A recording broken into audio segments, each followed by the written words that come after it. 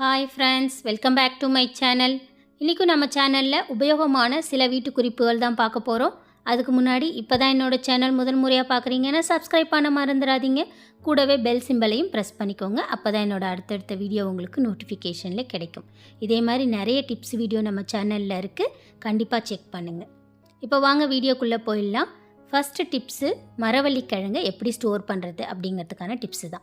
மரவள்ளிக்கிழங்கு வாங்கிட்டு வந்ததுன்னு பார்த்திங்கன்னா அன்றைக்கே நம்மளால் உபயோகப்படுத்த முடியல அப்படின்னா அது நம்ம அடுத்த நாளை அதை சமைக்கவே முடியாது. அது ஒரு மாதிரி பச்சை கலரில் மாறிடும். கிழங்கு ஒரு மாதிரி பச்சை பச்சையாக ஆகிடும், புள்ளி புள்ளியாக. அதை நம்ம அதுக்கப்புறம் சமைச்சாலும் டேஸ்ட்டும் நல்லா இருக்காது. ஸோ இந்த மாதிரி நம்ம வாங்கிட்டு வந்த அன்றைக்கே சமைக்க முடியாதப்ப இந்த கிழங்கை எப்படி ஒரு 2-3 நாளைக்கு ஃப்ரெஷ்ஷாக ஸ்டோர் பண்ணலாம் அப்படிங்கிறதுக்கான டிப்ஸ் தான் இது. எனக்கு பக்கத்தில் இருக்கிற என்னோடய நெய்பர் மலையாள சேச்சி தான் எனக்கு இந்த டிப்ஸை சொன்னாங்க. இதுக்கு என்ன செய்யணும்னு பார்த்தீங்கன்னா, மரவள்ளிக்கிழங்கை நம்ம பீசஸாக கட் பண்ணி எடுத்துகிட்டு இந்த மாதிரி இதோட தோலை ரிமூவ் பண்ணிக்கோங்க. நீங்கள் வாஷ் பண்ணிட்டும் கட் பண்ணலாம், இல்லை கட் பண்ணி முடிச்சுட்டும் வாஷ் பண்ணலாம். நான் இன்றைக்கி அப்படியே கட் பண்ணுறேன். கட் பண்ணிவிட்டு இதோட தோலை எல்லாத்தையும் ரிமூவ் பண்ணிவிட்டு எடுத்துட்டேன். இந்த மாதிரி கிழங்கு மட்டும் இருக்கிற மாதிரி கட் பண்ணிவிட்டு எடுத்துக்கோங்க. இதில் பார்த்தீங்கன்னா நிறைய மண் ஒட்டிகிட்டு இருக்குது, அதனால இதை லைட்டாக வாஷ் பண்ணிவிட்டு எடுத்துக்கிறேன். நான் தண்ணியில் போட்டு லைட்டாக ஒரு வாஷ் பண்ணி எடுத்துக்கோங்க. ரொம்ப தேய்ச்சிட்டு கழுவிட்டு இருக்க வேணாம். ஏன்னா நம்ம இப்போ ஸ்டோர் பண்ண போகிறதே தண்ணியில் தான் ஸ்டோர் பண்ண போகிறோம். எப்படி அப்படின்னு பார்த்தீங்கன்னா, இப்போ கழுவுன மரவள்ளிக்கிழங்கை நான் தண்ணியை வடிச்சிட்டு எடுத்துக்கிறேன். அடுத்ததாக ஒரு ஃப்ரெஷ்ஷான வாட்டர் எடுத்துக்கிறேன். இப்போ இந்த கிழங்கெல்லாம் மூழ்கிற அளவுக்கு தேவையான தண்ணி, இந்த கிழங்கை ஸ்டோர் பண்ணுற அளவுக்கு அந்த சைஸுக்கு ஒரு சூட்டபிளான பாத்திரமாக எடுத்துக்கோங்க. இதில் அரை அளவுக்கு தண்ணி எடுத்திருக்கேன். இப்போ இந்த கிழங்கெல்லாம் அந்த தண்ணியில் சேர்த்துக்கிறேன். இப்போ பாருங்கள், கிழங்கெல்லாம் தண்ணியில் சேர்த்துட்டேன். இந்த கிழங்கும் தண்ணியோட லெவலும் இந்த அளவுக்கு இருக்கிற மாதிரி பார்த்துக்கோங்க. இந்த மாதிரி வச்சிட்டிங்க அப்படின்னா 2-3 நாளைக்கு கிழங்கு பச்சையாகாது. இதே மாதிரியே ஒயிட்டாக ஃப்ரெஷ்ஷாக மெயின்டைன் ஆகும். இந்த மாதிரி செய்கிறப்ப முக்கியமான ஒரு விஷயம், டெய்லி தண்ணியை ரிமூவ் பண்ணிவிட்டு ஃப்ரெஷ் வாட்டர் ஆட் பண்ணி வைங்க. அப்போ தான் நல்லாயிருக்கும். அடுத்த டிப்ஸு, இப்போ நம்ம வாழைப்பழம் வாங்கிட்டு வந்தோன்னா அது ஒரு 2 நாளைக்கு தான் நல்லாயிருக்கும் மஞ்சள் கலரில். அதுக்கு மேலே பார்த்திங்கன்னா ஒரு மாதிரி கருத்து போன மாதிரி ஆகிடும். பழம் நல்லா இருந்தாலும் மேலே இருக்கிற தோல் கருப்பாக இருக்கிறதுனால பசங்க சாப்பிடவே மாட்டாங்க. இதை அவாய்ட் பண்ணுறதுக்கு இதுக்கு நான் முன்னாடியே டிப்ஸ் சொல்லியிருக்கேன். மேலே காம்பு போர்ஷனை கவர் பண்ணி ஒரு டிஷ்யூ பேப்பரோ இல்லை ஃபாயிலோ போட்டு கவர் பண்ணி வச்சா கருப்பாகாமல் இருக்கும். அதே மாதிரி இன்னொரு டிப்ஸு, இந்த மாதிரி ஒரு பவுலில் கொஞ்சமாக தண்ணி எடுத்துகிட்டு அந்த வாழைப்பழத்தோட காம்பு மட்டும் அந்த தண்ணியில் நனைகிற மாதிரி இந்த மாதிரி வச்சிட்டிங்க அப்படின்னாலும் சீக்கிரம் பனானா கருத்து போகாது. ஒரு 4-5 நாளைக்கு இதே மாதிரி மஞ்சள் கலர்லேயே மெயின்டைன் ஆகும். சாப்பிட்றதுக்கு டேஸ்ட்டும் நல்லாயிருக்கும். இந்த டிப்ஸும் யூஸ்ஃபுல்லாக இருக்கும், ட்ரை பண்ணி பாருங்கள். அடுத்த டிப்ஸு, இது மழைக்காலத்தில் ஒரு பெரிய கஷ்டம் என்னன்னு பார்த்தீங்கன்னா, உப்பு சீக்கிரம் அப்படியே தண்ணி விட்டு போயிடும். என்ன தான் நீங்கள் கழுவி தொடச்சி இது பண்ணி வச்சாலும் சீக்கிரம் அதுலேருந்து தண்ணி விடும். அதை அவாய்ட் பண்ணுறதுக்கு இதில் ஒரு பச்சை மிளகாய் இந்த மாதிரி போட்டு வச்சிட்டிங்க அப்படின்னா, காம்போடையே போடுங்க பச்சை மிளகாய். நான் காம்பு இல்லாமல் வச்சுருக்கனால அப்படி சேர்த்துருக்கேன். இந்த மாதிரி போட்டு வைக்கிறப்ப உப்பு சீக்கிரம் தண்ணி விடாது, நல்லாயிருக்கும்.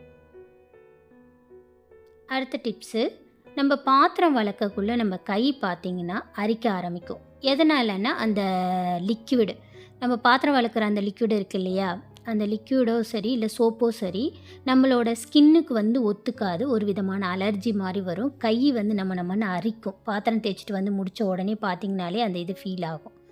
அதை அவாய்ட் பண்ணுறதுக்கு நீங்கள் என்ன பண்ணலாம் அப்படின்னா, கொஞ்சமாக தேங்காய் எண்ணெயை இந்த மாதிரி கையில் அப்ளை பண்ணிக்கோங்க.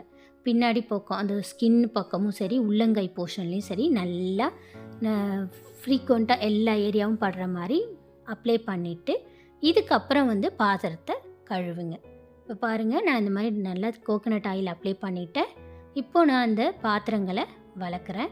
இந்த மாதிரி ஆயில் அப்ளை பண்ணிவிட்டு அதுக்கப்புறம் பாத்திரம் வளர்க்கக்குள்ளே அந்த லிக்விடில் இருக்கிற அந்த கெமிக்கல் நம்ம ஸ்கின்னுக்கு அலர்ஜி கொடுக்காது. ஏன்னா கோகனட் ஆயில் நம்ம ஸ்கின்னை ப்ரொடெக்ட் பண்ணும். ஸோ நம்ம பாத்திரம் வளர்க்குறப்ப நம்ம ஸ்கின் அரிக்காது.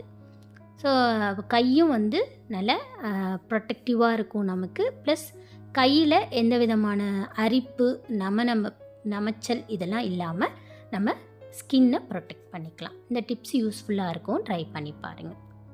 அடுத்த டிப்ஸு, இந்த மாதிரி நம்ம பாத்திரம் வளக்கிட்டு ஒரு பெரிய மிஸ்டேக் பண்ணுவோம். என்னன்னு பார்த்தீங்கன்னா, அந்த வளர்க்குற அந்த ஸ்பாஞ்சை வந்துட்டு இந்த மாதிரி லிக்யூட்லேயோ இல்லை தண்ணியிலே அப்படியே போட்டே வச்சுருவோம். இந்த மாதிரி வைக்காதீங்க. ஏன் அப்படின்னு பார்த்தீங்கன்னா, அந்த மாதிரி தண்ணியிலே இருக்கக்குள்ள இந்த ஸ்பாஞ்சு வந்து பாக்டீரியல் நிறைய க்ரோத் வந்துடும். இதை நம்ம பாத்திரத்தில் தேய்ச்சி வளர்க்கணுன்னா நம்மளுடைய உடம்புக்கு அது ஆரோக்கியமாக இருக்காது. ஸோ அதை அவாய்ட் பண்ணுறதுக்கு என்ன செய்யலான்னு பார்த்தீங்கன்னா, நான் இன்றைக்கி ஒரு புதுமையான ஐடியா தான் கொண்டு வந்திருக்கேன். இந்த மாதிரி நம்ம வீட்டில் துணி காய வைக்கிற கிளிப்பு இருக்கும் இல்லையா, அதில் இந்த மாதிரி ஒரு சின்னதாக ஒரு ஸ்டிப்பு டபுள் சைடு ஸ்டிக்கர் எடுத்து அதை ஒட்டிக்கிறேன். நான் இந்த மாதிரி 2 கிளிப் எடுத்திருக்கேன். 2 கிளிப்லேயும் இந்த மாதிரி டபுள் சைடு டேப்பு ஒட்டிக்கிறேன். இப்போ 2 கிளிப்பும் ரெடி ஆகிடுச்சு. இப்போ இந்த மேல் பக்கம் உள்ள அந்த டேப்பையும் ரிமூவ் பண்ணி எடுத்துக்கலாம். நான் ஏன் 2 எடுத்திருக்கேன் அப்படின்னா, என்கிட்ட கம்பி நார் ப்ளஸ் ஸ்பாஞ்சு 2 வச்சுருக்கேன். அதனால் 2க்கும் தேவையானதை 2 கிளிப்பு வந்து ரெடி பண்ணி எடுத்துக்கிறேன். இப்போ பாருங்கள், நம்மளோட டபுள் சைடு ஸ்டிக்கரை இதில் பேஸ்ட் பண்ணியாச்சு. இப்போது இதை ஜிங்க்குக்கு மேல் போர்ஷனில் இந்த மாதிரி ஃபிக்ஸ் பண்ணிக்கோங்க. இந்த கிளிப்பை 2 கிளிப்பையுமே ஃபிக்ஸ் பண்ணிக்கிறேன். இந்த மாதிரி ஃபிக்ஸ் பண்ணிவிட்டு நம்ம கம்பினாரியும் சரி ஸ்பாஞ்சும் சரி வளைக்கி முடித்த உடனேவே தண்ணியிலையோ இல்லை ஜிங்க்கு மேலேயோ இல்லை அந்த லிக்விடுக்குள்ளேயோ போட்டு வைக்காமல் இந்த மாதிரி தனியாக ஃபிக்ஸ் பண்ணி வச்சுருங்க. நான் இப்போ இந்த கிளிப்பில் மாட்டி விட்டுறேன். இந்த மாதிரி வைக்கக்குள்ளே என்ன ஆகிடும்னா, நம்மளோட கம்பினாரும் சரி அந்த ஸ்பாஞ்சும் சரி ட்ரை ஆகிடும். அது ஈரப்பதம் இருக்காது. அதில் ஈரப்பதம் இல்லாத காஞ்சிச்சினாலே அதில் பாக்டீரியல் க்ரோத்து கம்மியாக இருக்கும். நம்மளோட உடம்புக்கும் ஆரோக்கியமாக இருக்கும். இந்த டிப்ஸு உங்களுக்கு உபயோகமாக இருக்கும். ட்ரை பண்ணி பாருங்கள். அடுத்த டிப்ஸு, நம்ம லெமன் வாங்கி உபயோகப்படுத்துவோம். அந்த லெமனை வந்துட்டு சில டைம் காயாகவே இருக்கும், வெளியிலே வச்சு உபயோகப்படுத்தலான்னு நினைப்போம்.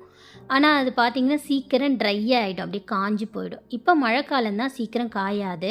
பட் இருந்தாலும் ஒரு வாரத்துக்கு வச்சுருக்கக்குள்ளே லேசாக தோல் மேல் பக்கம் காஞ்ச மாதிரி ஆகிடும்.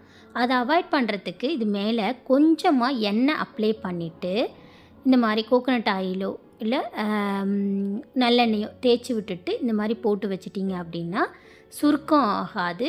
லெமன் வந்து அப்படியே ஃப்ரெஷ்ஷாகவே 2 வீக்ஸ் வரைக்கும் மெயின்டைன் ஆகும். நமக்கு காய் தன்மையும் இருக்காமல் நல்ல பழுத்தும் இருக்கும் லெமன்.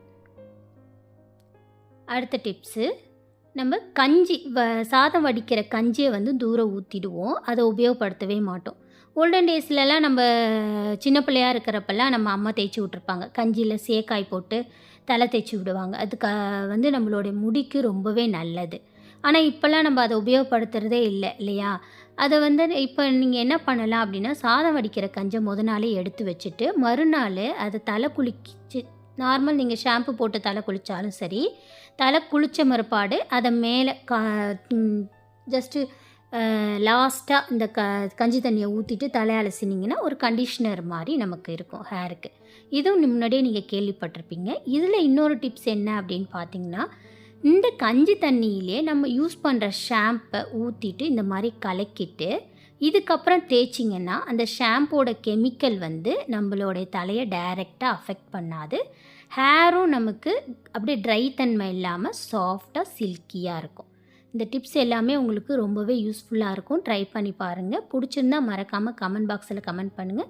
கூடவே என்னோட லைக் பண்ணி ஷேர் பண்ணி சப்ஸ்கிரைப் பண்ணிக்கோங்க. தேங்க்ஸ் ஃபார் வாட்சிங்.